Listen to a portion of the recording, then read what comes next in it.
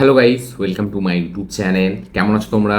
এখন আমরা কথা বলবো হচ্ছে ধূমকেতু, যেটা দেবদা এবং শুভশ্রীর আপকামিং সিনেমা, যেটা মার্চ অ্যাওয়ার্ডের একটা সিনেমা, যেটা 9 বছর আগে রিলিজ হওয়ার কথা ছিল বাট হয়নি। তো ধূমকেতুর অফিসিয়াল টিজার রিলিজ হয়ে গেছে।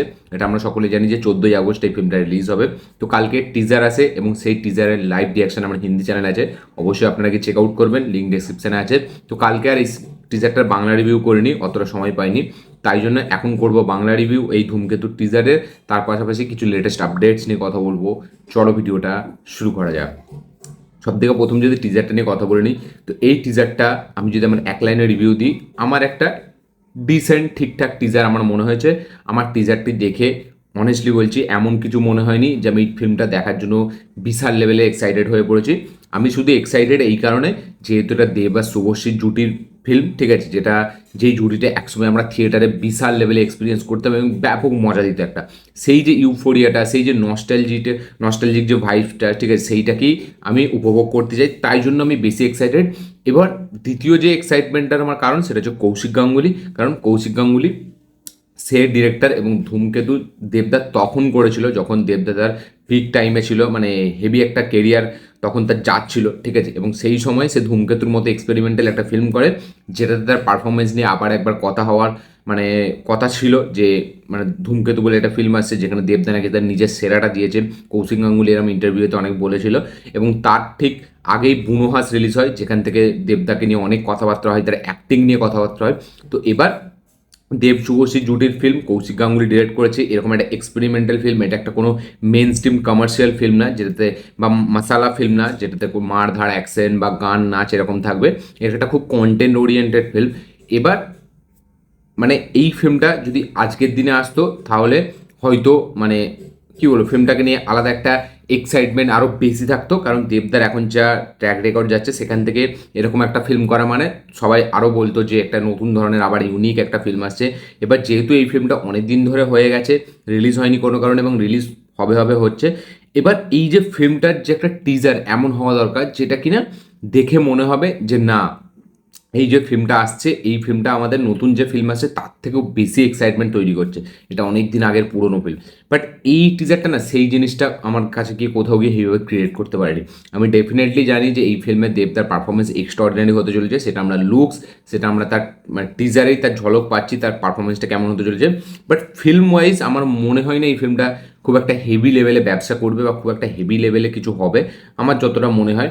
এবং এই ফিল্মটার যেটা গল্পটা হচ্ছে, আমরা দেখতে পাচ্ছি যে দেবদা একটা আর্মি অফিসার এবং তার বিয়ে হয়েছিল, ঠিক আছে, নতুন নতুন। এবার সে কোনো কারণে মানে তাকে ফাঁসানো হচ্ছে বা সে কোনো কারণে ফেঁসে গেছে। কারণ আমরা ট্রেলারে প্রথমেই বলতে শুনতে পাচ্ছি যে 9 বছর ধরে আমি পালিয়ে বেড়াচ্ছি, আমি আর মৃত্যুকে ভয় পাই না। তো এই যে জিনিসগুলো কোনোভাবে তাকে কোনোভাবে মানে কী বলবো, একটা জিনিস দিয়ে ফাঁসি দেওয়া হয়েছে, বা সে কোনোভাবে কোনো জিনিসের মধ্যে ঢুকে পড়েছে, বা তার উপর কিছু চাপানো হচ্ছে, এবং সে সেটাকেই মানে প্রমাণ করার জন্য বা সেটা থেকে বাঁচার জন্য এতদিন ধরে ঘুরছে। এবং তার সাথে হয়তো কোনোভাবে কোনো বিশ্বাসঘাতকতা হয়েছে, আমার যতটা মনে হয়। এবার কি হয়েছে বাকিটা তো সেটা আমরা ফিল্ম দেখলেই বুঝতে পারবো। টিজার লেভেলে সব কিছু কীভাবে করেনি, এবং টিজার লেভেলে সেরকম কিছু রিভিলও করেনি।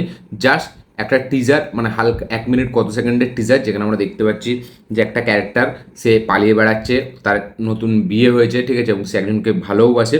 এদিকে একটা প্রেমেরও গল্প ধূমকেতু, ঠিক আছে। এবার এই প্রেম নিয়েই কি মেন কোনো কারণ, মানে হয়তো তার সাথে শুভশ্রী হয়তো কোনোভাবে এই ফিল্মে মারা যাবে, এরকমও হতে পারে, এবং তার ব্লেমটা চাপবে হচ্ছে আমাদের দেবদার ওপর, ঠিক আছে। এবার কী অ্যাকচুয়ালি ঘটবে সেটা তো আমরা ট্রেলার লেভেলে হয়তো বুঝতে পারবো হালকা, বা হয়তো ফিল্মের জন্য লুকিয়েও রাখতে পারে। তো দেব এন্টারটেনমেন্ট ভেঞ্চার্স সেও এখন এই ফিল্মটার সাথে অ্যাসোসিয়েটেড আছে। আমরা দেখতে পাচ্ছি যে লোগোও চেঞ্জ হয়ে গেছে দেব এন্টারটেনমেন্ট ভেঞ্চার্সের। আগে হলুদ ছিল, এখন শুধু লাল, এবং শুধু লেখা আছে। আগে দুটোই গোল গোল সিনেমার মতো ছিল, সেইগুলো এখন নেই। তো সব কিছু মিলিয়ে পারফরমেন্স ওয়াইজ আমি জানি যে ফিল্মটা ভালো হবে। দেব শুভশ্রীর পারফরমেন্স নিয়ে কোনো কথা হবে না, তাদের দুজনের জুটি মানে পারফরমেন্স তো হেভি হবে। বাট আমার কথা হচ্ছে ফিল্মটার যে টিজারটা কেটেছে, সেটা আরও আমার মনে হয় যে আরও একটু হেভি ইন্টেন্স হওয়া দরকার ছিল।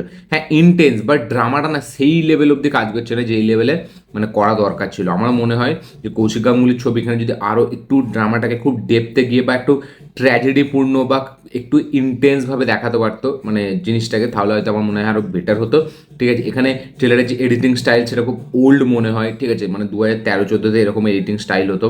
এখন যেরকম এডিটিং স্টাইল সেরকম এডিটিং স্টাইল না। দেবদার লুকসটা সুপার, ঠিক আছে, মানে ওই যে বুড়ো যে লুকটা, ওয়েট ভারী হয়ে গেছে।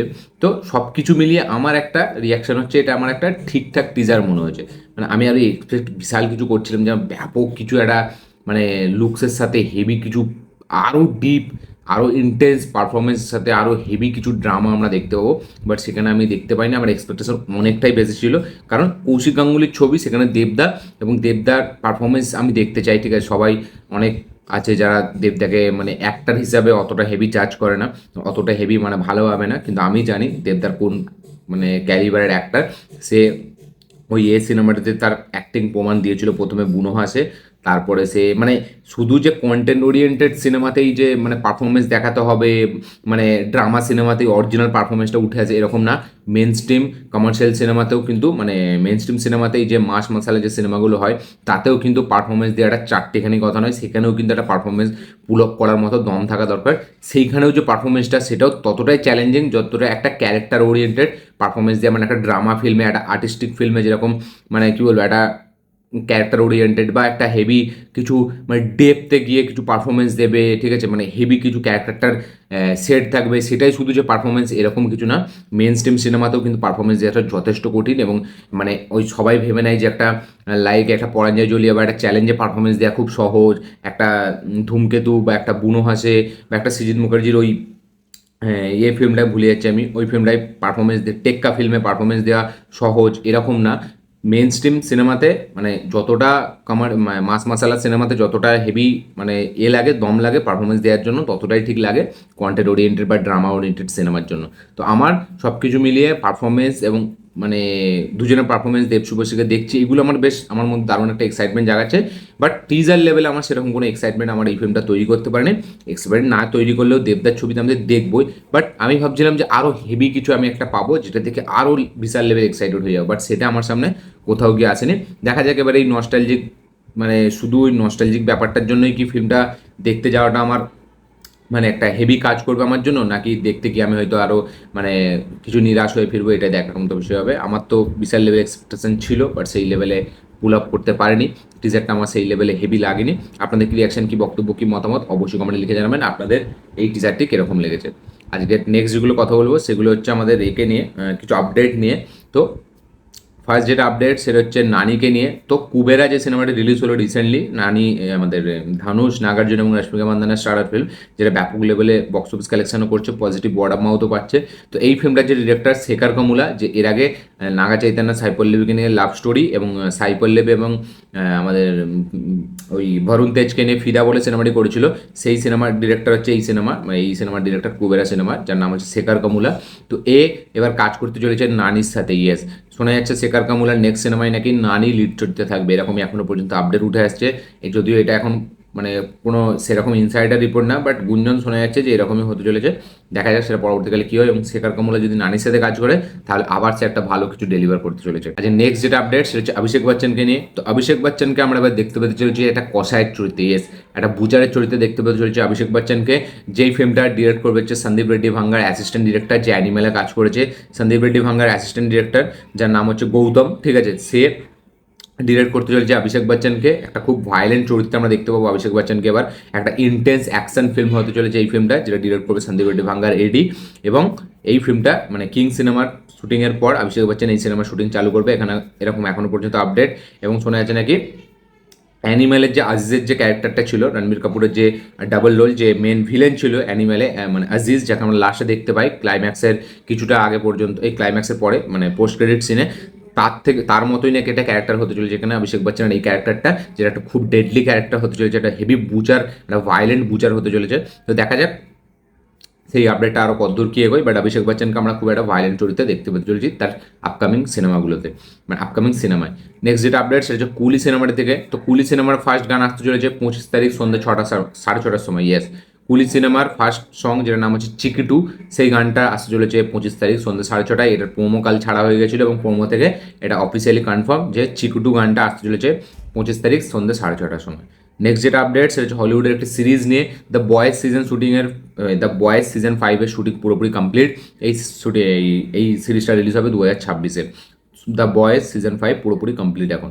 নেক্সট যেটা আপডেট সেটাও কুলিকে নিয়ে। তো লেটেস্ট রিপোর্ট অনুযায়ী কুলি সিনেমার হিন্দিতে টাইটেল রাখা হয়েছে মজদুর। ইয়েস, মজদুর রাখা হয়েছে কুলি সিনেমার হিন্দিতে টাইটেল। যদিও আমার মনে হয় না টাইটেলটা চেঞ্জ করার দরকার ছিল, আমার মনে হয় কুলি রাখলেই ভালো ছিল। দুটোতেই খুব নামটা খুব একটা আই ক্যাচি একটা নাম হতো, ঠিক আছে।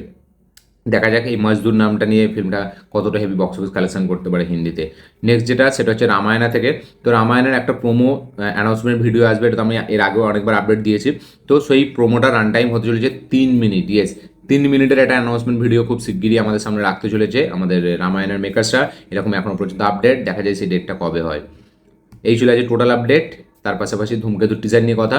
ভিডিওটা ভালো লাগে থাকলে লাইক শেয়ার কমেন্ট করে দেবেন। চ্যানেল নতুন হলে চ্যানেলটিকে সাবস্ক্রাইব করবেন, বেল আইকন প্রেস করতে ভুলবেন না। দেখা হচ্ছে পরের ভিডিওতে, ততক্ষণের জন্য বাই।